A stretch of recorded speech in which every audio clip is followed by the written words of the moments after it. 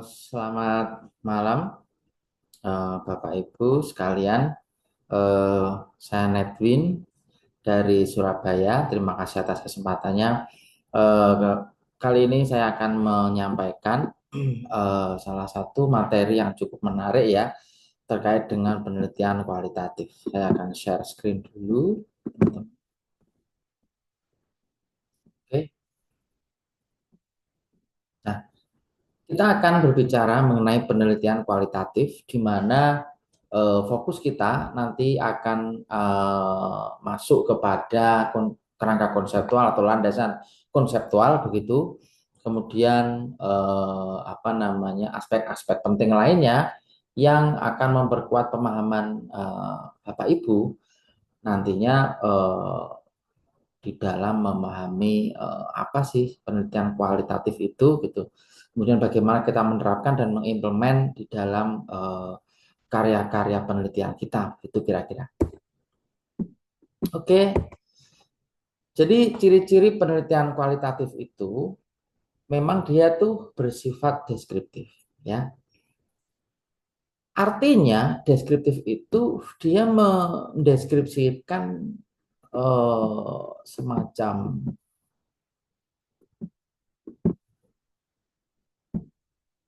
Sebentar ya, ini ada kesalahan teknis.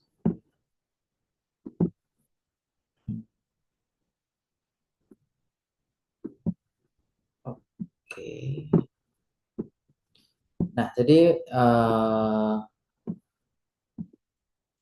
deskriptif ya, saya ulangi teman-teman. Jadi deskriptif itu dia dari kata describe ya. Jadi mendeskripsikan betul-betul dia itu mendefine ya, mendefinisikan, lalu mendalami gitu ya.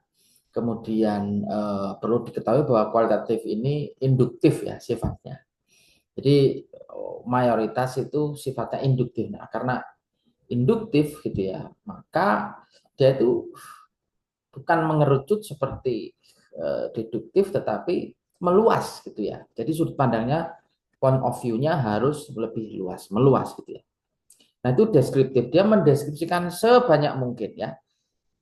Apakah itu mungkin dari sebuah fenomena atau suatu peristiwa atau dari suatu eh, apa namanya pemikiran gitu ya, atau tesis tertentu atau premis tertentu gitu ya, dideskripsikan sejelas-jelasnya. Nah, eksploratif di sini maksudnya kita eksplor, kita masuk, menggali lebih dalam, lebih jauh, lebih luas lagi gitu ya, agar didapatkan gambaran yang lebih luas, lebih luas. Jadi peneliti kualitatif itu bukanlah semut yang akan menghitung pohon di dalam hutan, tetapi merupakan pilot sebuah helikopter yang melihat apa namanya hutan itu dari atas gitu. Lebih ke atas lagi akan nampak hutan-hutan hingga melihat bentuk-bentuk pulau yang sesungguhnya atau bentuk hutan yang sesungguhnya gitu ya.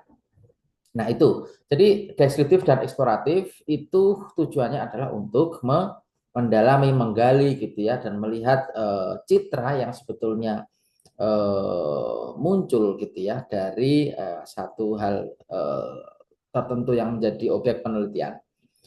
Nah, nah data ini bentuknya adalah naratif ya. Jadi dia narasi banget gitu ya. Jadi ada yang berbasis wawancara, ada yang melalui observasi gitu ya, betul-betul ke lapangan melihat melakukan pengujian-pengujian personal begitu ya, dan juga dokumentatif. Jadi kira-kira tiga sumber data ini ya, baik itu melalui wawancara, observasi dan dokumen ini bisa cukup lengkap ya untuk membentuk suatu narasi yang menjadi basis data penelitian kualitatif begitu. Nah, tadi saya sudah bilang induktif ya, jadi memang induktif ya. Jadi dari sempit ke lebar, gitu ya. Dari kecil ke besar, dari sudut ke luas, gitu ya. Jadi seperti itu. Berpikirnya itu lebih meluas, gitu ya. Jadi bukan mengerucut, gitu. Nah, sehingga tentunya data awal itu pasti akan sangat banyak sekali. Nah, nanti dari Dari itu kita bisa melakukan scraping, kita bisa clustering ya, kita bisa classify berdasarkan purpose atau tujuan daripada penelitian yang hendak dilakukan ini.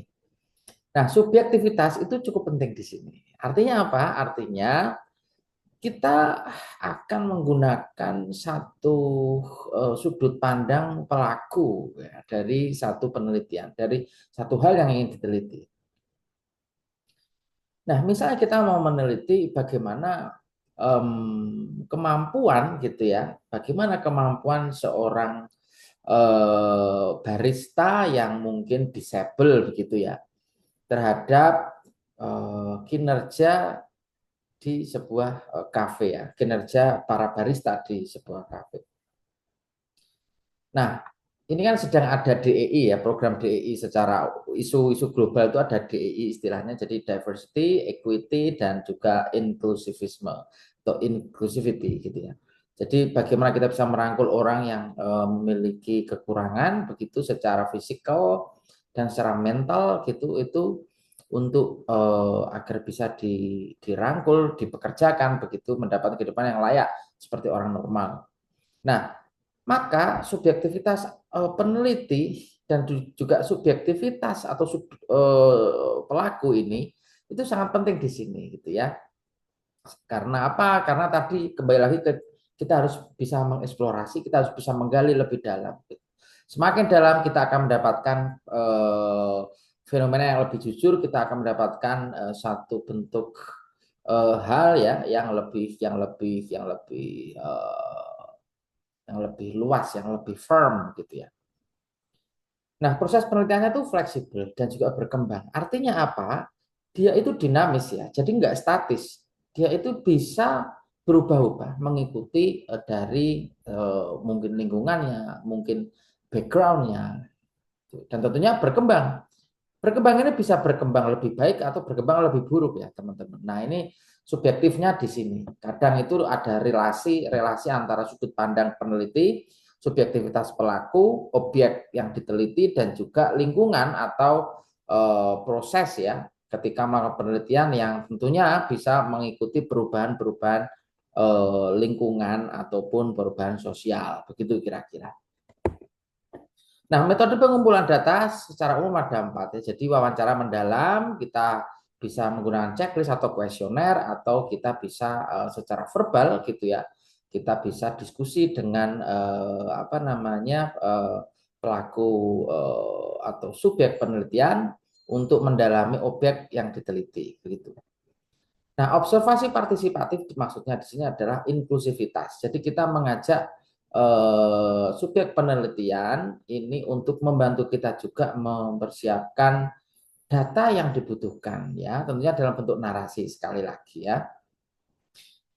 Nah, yang ketiga ini bisa juga ya. Jadi fokus group discussion. Misalnya teman-teman ada yang sedang melakukan apa apa namanya pengabdian begitu ya di masyarakat, misalnya Bapak Ibu sudah melakukan pengabdian di masyarakat gitu ya sebagai bentuk tidak perguruan tinggi, maka setelah melakukan implementasi pengabdian kita mungkin bisa mengundang gitu ya beberapa pihak terkait stakeholder ya seperti mungkin ketua RT gitu ya, kepala desa, kepala dusun gitu ya, kemudian mungkin dari Karang Taruna dan lain sebagainya untuk kita diskusi secara terarah gitu, fokus group discussion. Nah, ini menarik sekali karena nanti dari situ ada sudut pandang yang banyak yang bisa kita kolek dan kita lakukan yang namanya sintesa. Jadi kita punya tesa, kemudian nanti biasanya ada antitesa dan kita hasilnya kesimpulannya itu nanti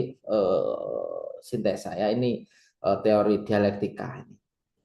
Nah, kemudian yang terakhir tentunya berbasis dokumen dan kearsipan ya. Ini menarik sebagai pelengkap bahwa dengan menggunakan dokumen dan arsip maka kita bisa memperlengkap narasi ya. Jadi sebagai lampiran maupun sebagai data dukung begitu kira-kira.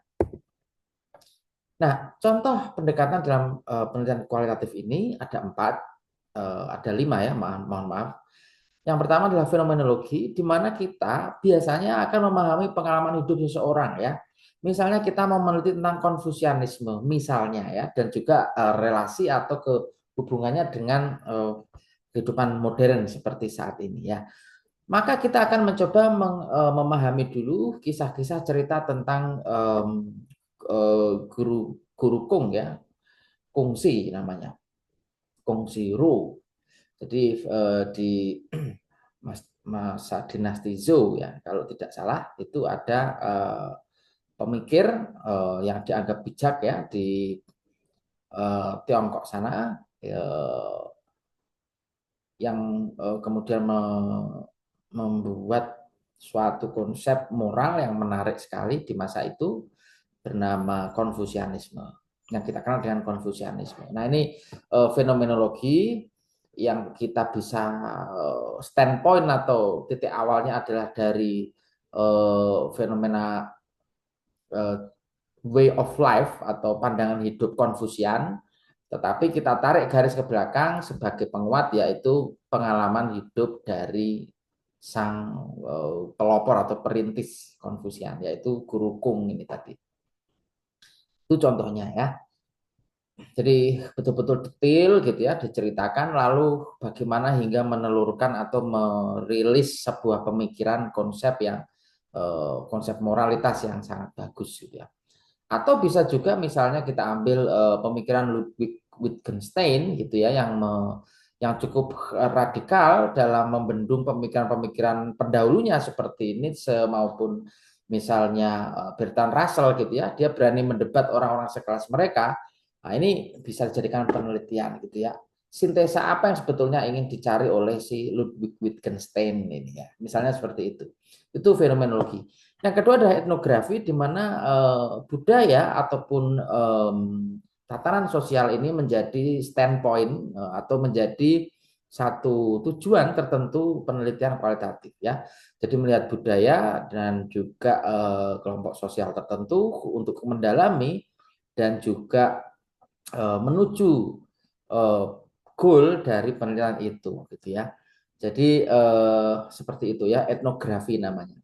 Grounded theory ini cukup menarik karena dia membangun teori dari data lapangan. Nah, misalnya kita melihat kelangkaan sebuah material, misalnya di dunia ya, fosil misalkan. Karena adanya kelangkaan fosil, maka ada semacam inisiatif tertentu yang disebut SDG, Sustainable Development Goals, yang tentunya ini sangat sesuai dengan teori lama, misalnya resource based view ya, tahun 91 itu. Nah, itu oleh J. Barnes ya, itu mengatakan bahwa semakin langka maka akan semakin tinggi dan akan mengubah dinamika pasar ya, begitu kira-kira. Nah, grounded theory menggunakan RBV misalnya, maka kita akan bergerak dari suatu teori tertentu untuk kita kembangkan maupun kita berikan antitesanya ya.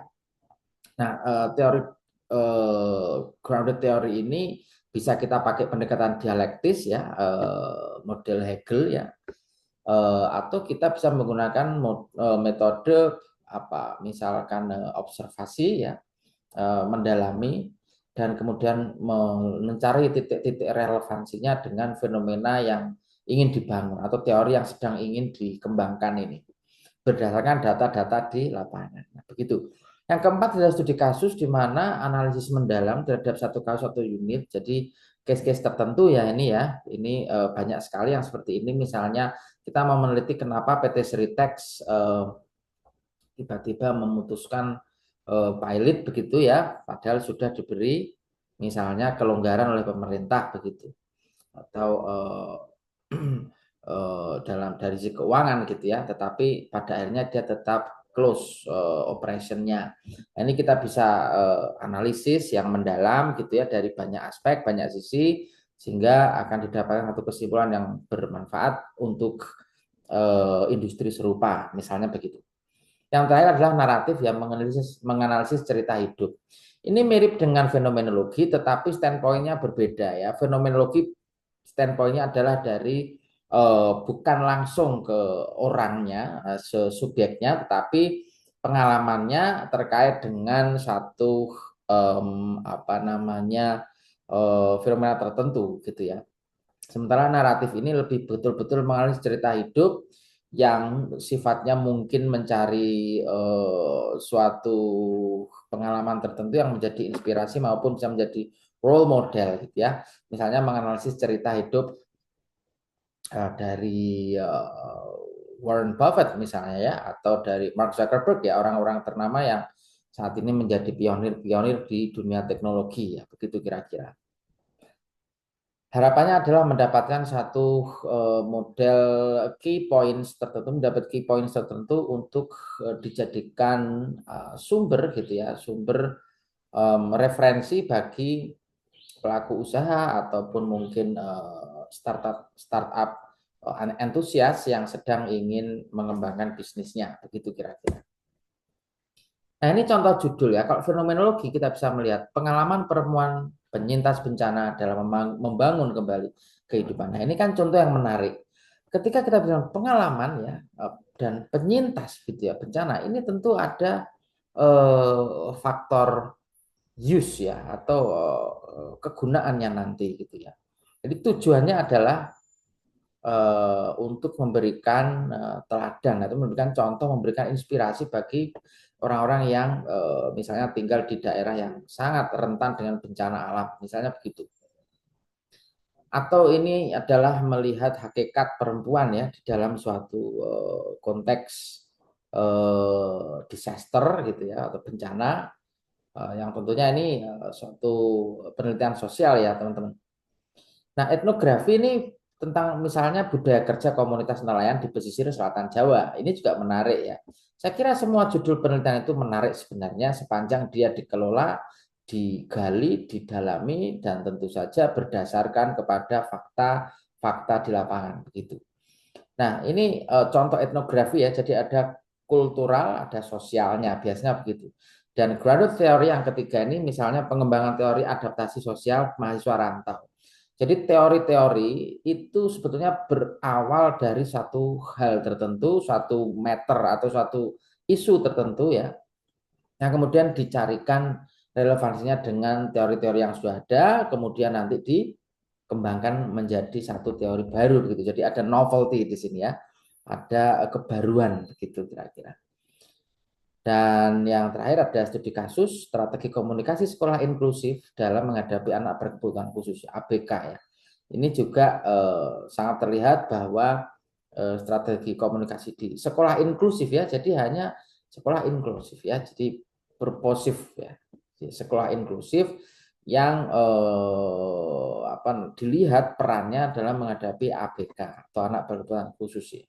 Tapi fokusnya adalah pada strategi komunikasi ya, gitu. Bisa juga ditulis di situ, misalnya objek penelitiannya adalah misalnya di SD, LB mana, gitu ya. Gitu.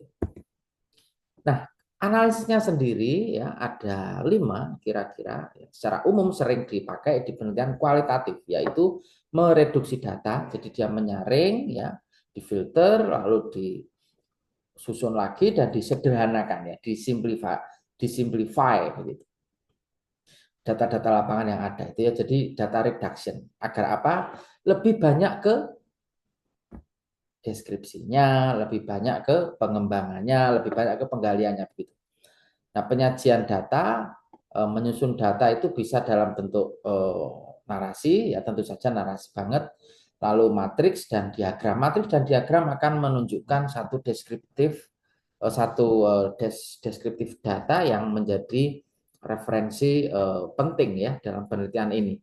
Yang ketiga adalah bagaimana kita membuat kesimpulannya. Jadi kita akan melihat pola di situ, kemudian makna atau arti yang tersirat begitu kira-kira, dan generalisasi dari data yang sudah dikumpulkan ya. Jadi digeneralisir untuk dijadikan satu kesimpulan tertentu. Analisis tematik ini maksudnya melihat tema ya, dan di dalam tema itu apakah ada pola makna yang berulang. Nah, itu yang akan menjadi satu clue atau petunjuk bagi peneliti ya. Dan yang terakhir adalah memberikan label identifikasi pada data untuk pengelompokan dan interpretasi. Nah, ini coding ini tidak selalu di kuantitatif ya, teman-teman. Coding itu kodifikasi kualitatif ya. Jadi labeling, kemudian identifikasi, kemudian bagaimana kita memberi penamaan atau nomenklatur ya. Ada satu sumber data tertentu agar kita bisa menginterpretasikan dan mengkualitatifkannya gitu ya, lebih luas dan lebih bermakna gitu ya, lebih mendalam lagi. Oke, saya kira itu silakan bila ada pertanyaan ya. Oke, terima kasih untuk kesempatannya pada micro teaching ini. Semoga saya berharap ya nanti bisa bermanfaat dan tentunya semoga teman-teman termotivasi untuk terus meneliti. Oke, terima kasih. Selamat malam.